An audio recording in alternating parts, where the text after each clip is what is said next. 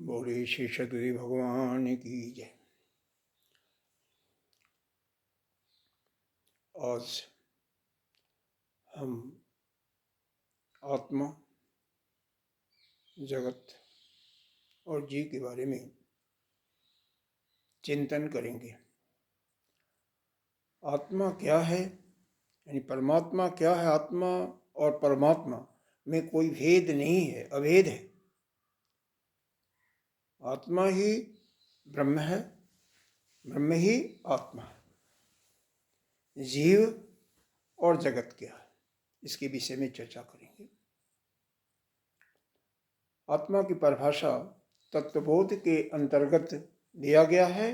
आत्मा सत्यम तद अन्यत सर्वम मिथ्येति मिथ्याधन इति, यानी आत्मा सत्य है, इसके अतिरिक्त जो कुछ है सभी मिथ्या है, ऐसा बताया गया है। ईशावास्य उपनिषद के अंतर्गत भी क्या कहा गया है? ईशावास्य इदं सर्वं जत किंचित जगत्याम जगत तेन त्यक्तेन भुंजीथा मां गृधः कस्य स्वित धनम।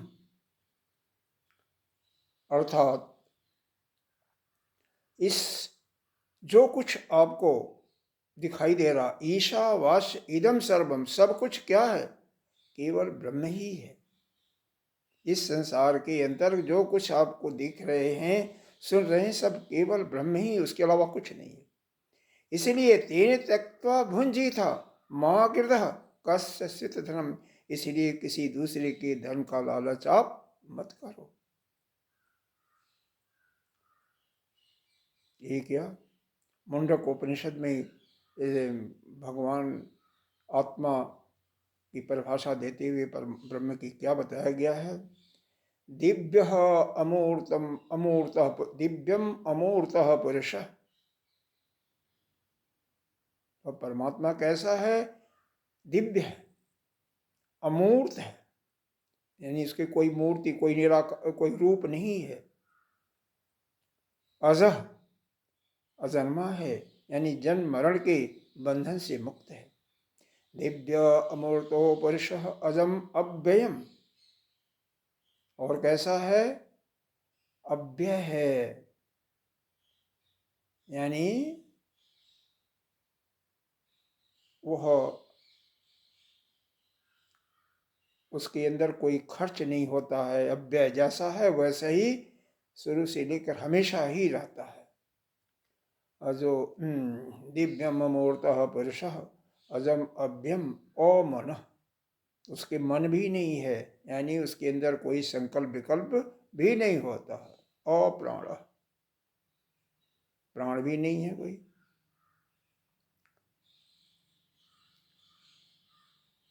अमन अप्राण। शुभ्रो, शुभ्र है, यानी हमेशा पवित्र है। स अक्षरात् परतः परम, वह अक्षर जो पर ब्रह्म है और अवर ब्रह्म, यानी निराकार और साकार दोनों ब्रह्म से श्रेष्ठ है। निराकार ब्रह्म से वह जो पर ब्रह्म है, जो अवर ब्रह्म है यानी साकार ब्रह्म से श्रेष्ठ है। तो यह हमारा परमात्मा ऐसा है कि दिव्य है, निराकार है, अजन्मा है, बाह्य और भीतर से वह शुद्ध है, न तो जन्मता मरता है, न संकल्प विकल्प करता है, न तो कोई प्राण है उसके अंतर्गत। और वह क्या है? शुभ्र है, हमेशा शुभ्र है। और वह अक्षर ब्रह्म यानी जो साकार ब्रह्म है उससे वह श्रेष्ठ है। दिव्यो अमूर्तः पुरुषः स बाह्याभ्यन्तरः अजः अप्राणः अमनः शुभ्रो अक्षरात् परतः परः। यही आत्म बोध में इसकी परिभाषा क्या दिया गया है? निर्गुणो निराकारो, निर्गुणो निराकारो, निर्गुणो निष्क्रियो निर्गुणो निष्क्रियो नित्य, निर्विकल्प निरंजन, निर्गुणो यानी कोई गुण नहीं है उसकी, इसका मतलब गुण नहीं है तो बुद्धि भी नहीं है। निष्क्रिय, निष्क्रिय है इसका मतलब उसके अवयव भी नहीं है, उसके अंग प्रत्यंग भी नहीं है। निर्गुणो निष्क्रियो नित्यो, नित्य है, ऐसा नहीं है कभी नहीं है, देश काल और वस्तु से अपरिच्छिन्न है। तो निर्गुणो निष्क्रियो नित्यो निर्विकल्प, उसके अंदर संकल्प विकल्प भी नहीं होता, इसका मतलब मन भी नहीं है। निरंजन, निरंजन है। निर्विकार, निराकार, उसके कोई विकार भी नहीं होता, इसका मतलब शरीर भी नहीं है, पंचमहाभूतों का कोई शरीर उसके पास नहीं है। निर्विकार, निराकार, कोई रूप भी नहीं है। नित्य मुक्तस्य निर्मल, नित्य वह मुक्त है, निर्मल है, इसका मतलब वह हमारा जो ब्रह्म है, परमात्मा कैसा है, जन्म मृत्यु से भी परे है। श्रीमद् भगवत गीता के अंतर्गत भी क्या बताया गया? कवि पुराणम अनुशासितारम अरुणरीया सम अनुस्मरेद्य। कैसा है? वह कवि है, यानी ज्ञानवान है, ज्ञानी है, पुराण है, कब से है यह कुछ पता नहीं, अनादि काल से है। कवि पुराणम अनुशासितारम, वह सब पर शासन करने वाला है, अनुशासित करने वाला है, यानी हम सब पर वह अनुशासन करता है। अरुणरीया यानी वह अणु से अणु भी सूक्ष्म है। अनुस्मृत्य, हमें उसी का स्मरण करना चाहिए, उसी का चिंतन करना चाहिए। और क्या है? सर्वस्व धातारम अचिंत्य रूपम, सभी का पालन करने वाला है, और चिंतनीय और वर्णनीय है, मतलब उसका चिंतन भी आप नहीं कर सकते हो। अचिंत्य रूपम आदित्य वर्णम, आदित्य कहते हैं सूर्य को, सूर्य के समान वर्ण वाला, मतलब अत्यंत प्रकाशवान। आदित्य रूपम, कवि पुराणम अनुशासितारम अरोड़ीयाम सम अनुस्मृत्य सर्वस्व धातारम अचिंत्य रूपम आदित्य वर्णम तमसा परस्तात्। तमस, जैसे वह उदय होता है, जैसे परमात्मा आता है, उसके सामने से जो तम है, यानी तम रूपी जो अज्ञान है, वह नष्ट हो जाता है। ये हमारा परमात्मा ऐसा है। भगवान यानी और जो ब्रह्म है और हम हैं, यह कितने, यह इन दोनों की समता देखते हुए बता रहे हैं। भगवान किसे कहते हैं? जो 6 प्रकार के भग, धनवान, वान माने प्रचुर मात्रा में, भग माने यह जो आपका धर्म है, ऐश्वर्य है, 6 चीजें इसमें आती हैं। यश है, श्री लक्ष्मी है, ज्ञान और वैराग्य। वान यानी प्रचुर मात्रा में है, असीमित हैं। तो भग का मतलब क्या हुआ? 6 चीजें। क्या चीजें हैं? ऐश्वर्य, यश, धर्म, ज्ञान, वैराग्य और श्री लक्ष्मी। ये 6 असीमित रूप से हमारे अंदर, जीव के अंदर क्या है? हैं तो यह भी 6 चीज, लेकिन थोड़े रूप में, थोड़े से रूप में। ठीक है, तो यह है भगवान। उस ब्रह्म का 2 स्वरूप है, एक साकार और एक निराकार। निराकार ही वह पर ब्रह्म है, और साकार हम भगवान को हो, ईश्वर को हो, उस रूप में मानते हैं। वही दुष्टों का संहार करने के लिए, यदा यदा ही धर्मस्य ग्लानिर्भवति भारत अवोत्थानम अधर्मस्य, तो वह धर्म की रक्षा के लिए, संतों के धर्म का उत्थान करने के लिए, संतों धर्म का रक्षा करने के लिए, दुष्टों का संहार करने के लिए समय समय पर अवतरित होता है, यानी अपने से नीचे आ जाता है। जब वह नीचे आ जाता है तो उसको क्या संज्ञा दिया गया? अवतार। यह हमारा शरीर है, यह कैसा है? सगुण साकार। उसी प्रकार से ये जो परमात्मा अवतार लेता है तो वह सगुण साकार के रूप में। हमें इस शरीर से सगुण साकार की व परमात्मा की सेवा करनी चाहिए। ईश्वर जो है, परमात्मा या भगवान कहते हैं, वह क्या है? सगुण निराकार। गुण तो हैं लेकिन दिखाई नहीं देता है, रूप नहीं है कोई, निराकार है।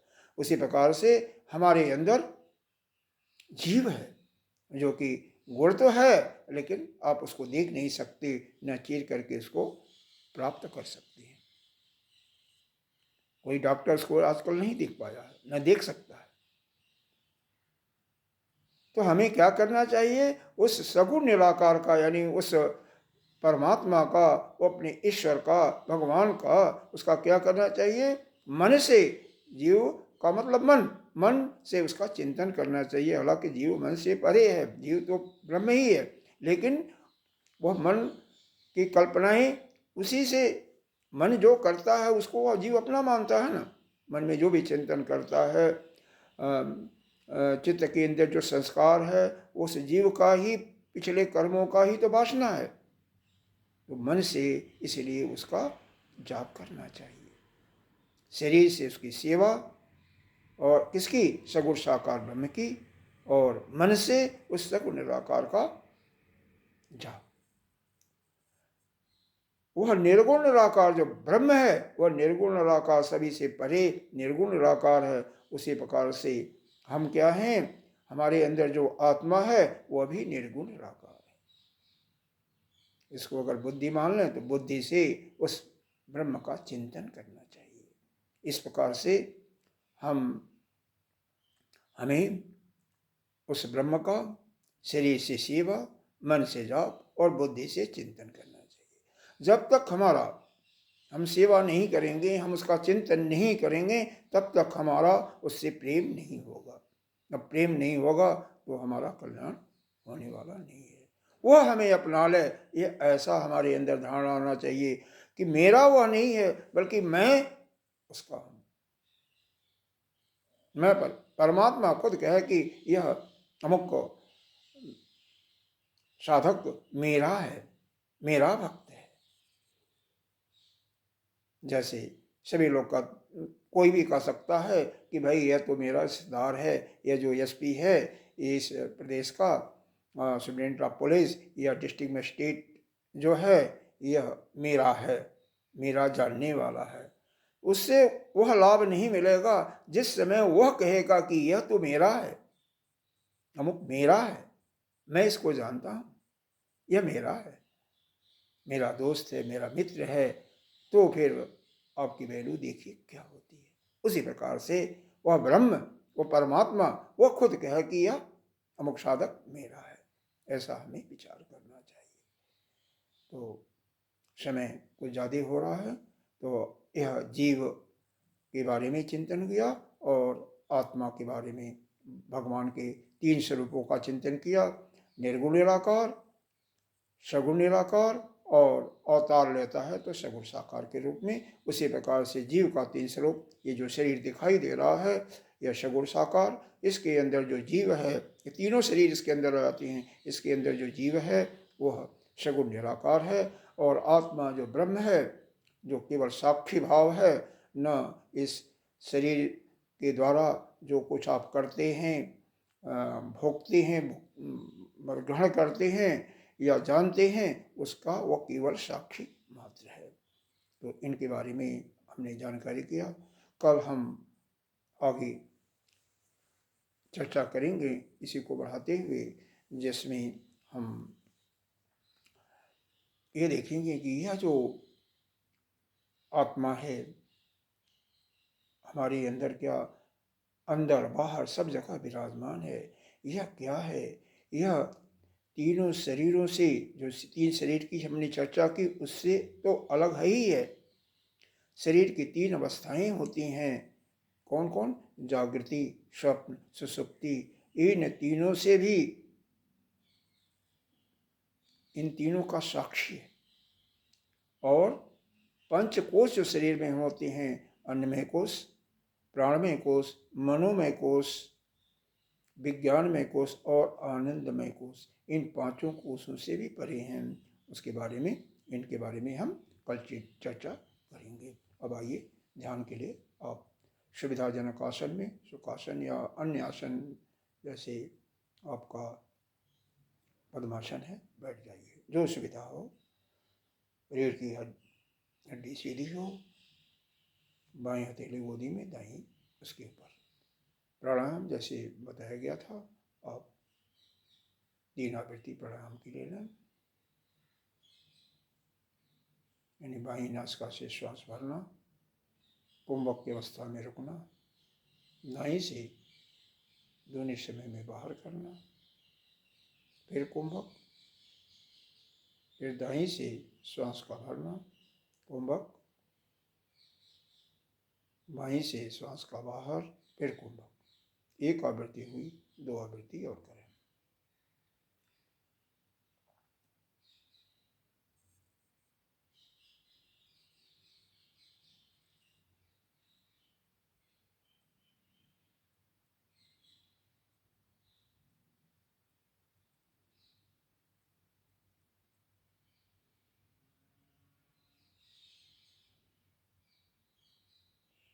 आवृत्ति पूरी हो गई हो तो शांत। श्वास भरते हुए 3 बार 2:1 के अनुपात में ओम ध्वनि श्वास भरें।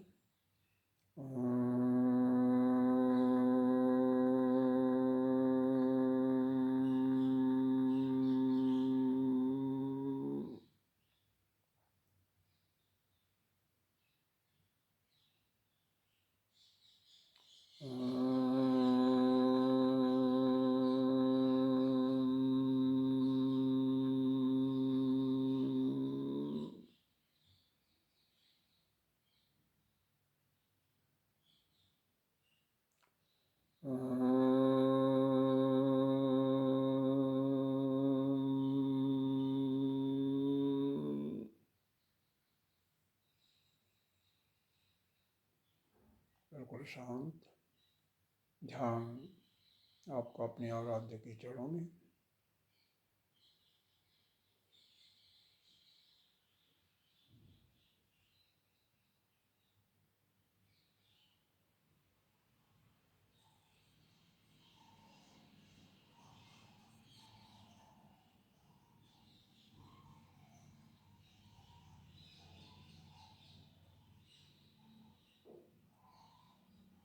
मन में चिंतन करते जाएं कि ब्रह्म के 3 रूप हैं। परब्रह्म निर्गुण निराकार। जब वो माया का सहारा लेता है तो सगुण निराकार बन जाता है, क्योंकि निर्गुण निराकार तो न कुछ करता है, न बोलता है,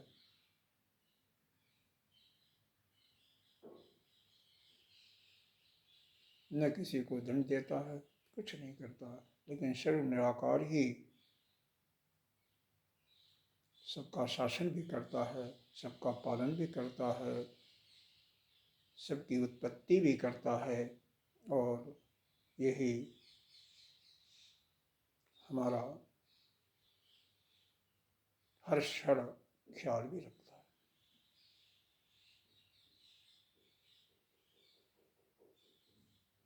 संतों की रक्षा के लिए, दुष्टों का संहार करने के लिए, धर्म की स्थापना के लिए जब अवतार ग्रहण करता है तो वह सगुण साकार के रूप में रहता है। हम भी, हमारा जो शरीर जो दिखाई दे रहा है, इसके अंदर सूक्ष्म शरीर के साथ और कारण शरीर के साथ हम क्या हैं? सगुण साकार के रूप में हैं। यह सगुण साकार के रूप में जो शरीर दिखाई दे रहा है, इससे हमें उस परमात्मा की सेवा करनी चाहिए। मन से, जो कि जीव का एक हमने वह मान लिया पार्ट, तो मन से उसका जाप करना चाहिए। किसका? उस परमात्मा का, जो कि सगुण निराकार है। और बुद्धि, क्योंकि हमारा निर्गुण निराकार हमारे अंदर क्या, वो आत्मा है। हालांकि आत्मा और ब्रह्म एक ही हैं, लेकिन उससे, बुद्धि से हमें उसका चिंतन करना चाहिए। किसका? निर्गुण निराकार का। वह, उसके अंदर कोई गुण नहीं है, कोई विकार नहीं है, कोई उसके अंदर आकार नहीं है, निरंजन है, निर्विकल्प है, नित्य है, अजन्मा। ऐसा हमें हमेशा चिंतन करते रहना चाहिए।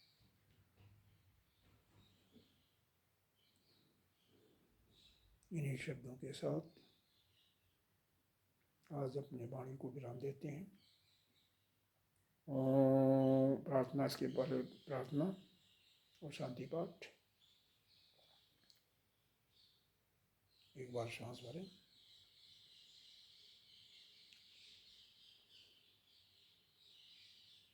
सर्वे